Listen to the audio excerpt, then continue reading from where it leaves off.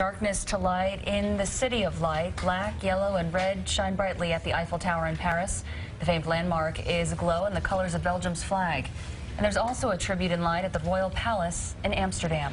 President Obama has ordered all flags across the country be lowered to half-staff through Saturday. Meantime, here in New York, Mayor de Blasio and Police Commissioner Bratton have ordered an increased police presence. TV 1055's Brian Conybeare is live in Times Square with more on that. Brian.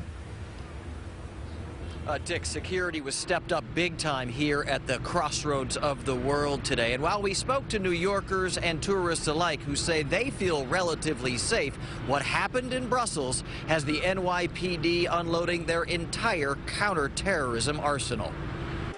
A massive show of force by the NYPD in Times Square and across the city in the wake of the deadly terror attacks in Belgium. I like the increased security. It makes me feel like nothing bad will happen to me. It's still a little worrisome because, I mean, you know, this did happen in Brussels, and I've heard about the potential that there could be, like, copy attacks. More than 500 heavily armed counterterrorism officers are now deployed at key transportation hubs like Grand Central, Penn Station, the airports, and other landmarks, with high-tech equipment capable of detecting explosives, radiation, and other threats. The National Guard also mobilized 400 troops around the city today, all as a deterrent for one simple reason. We are the #1 terrorist target in this country and potentially in the world.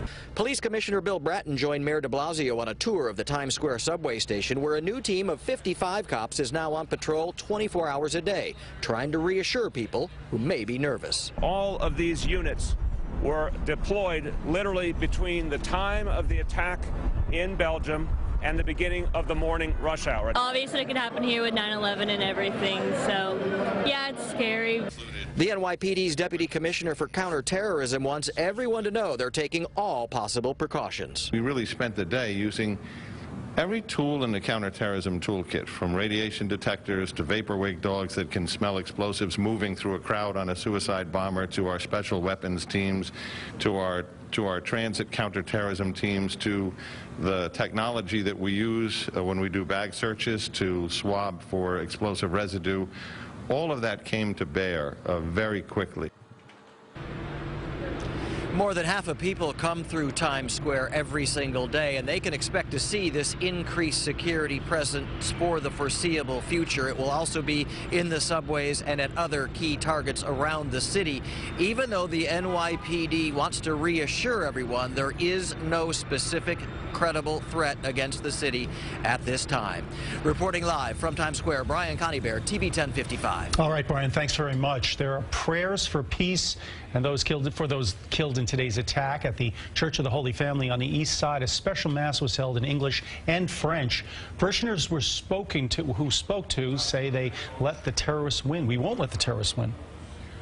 This is terrible and nobody is safe, but like anybody else who's been victim of those terrorist attacks, we are strong and we're not going to be afraid. We won't live in a fear. Just around the corner at the Belgian consulate, people are paying for their respects. All along with visible security, a small memorial is growing as people leave bouquets of flowers. In Brussels, people are placing flowers and notes at the Place de la Bourse. Mourners gathered in solidarity for the victims for Belgium. They even used chalk and candles to make hearts to remember the victims.